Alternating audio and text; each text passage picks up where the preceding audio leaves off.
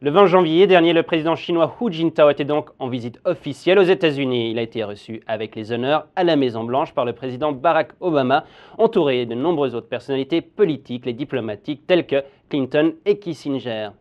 De nombreux sujets ont été abordés durant ces 2 jours. Le problème des violations des droits de l'homme semble toujours déranger. Lors de la conférence de presse, la question a été posée 2 fois avant que le dirigeant chinois ne réponde de manière plutôt succincte. La semaine dernière, le président chinois Hu Jintao a été fort embarrassé lors de la conférence de presse de la Maison-Blanche quand il a fallu répondre à une question au sujet des droits de l'homme en Chine. C'est la première fois qu'un président chinois, nommé et non élu, répond aux questions de la presse américaine.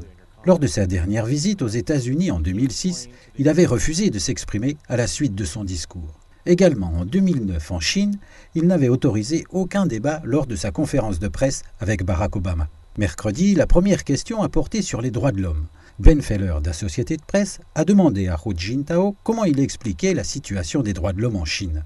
Au lieu de répondre à la question, Hu Jintao l'a ignorée, se concentrant sur une question plus simple, émanant d'une journaliste de la télévision centrale chinoise qui voulait savoir ce que la Chine pourrait faire pour coopérer encore mieux avec les États-Unis. Le journaliste Bloomberg, Hans Nichols, a alors reposé la question.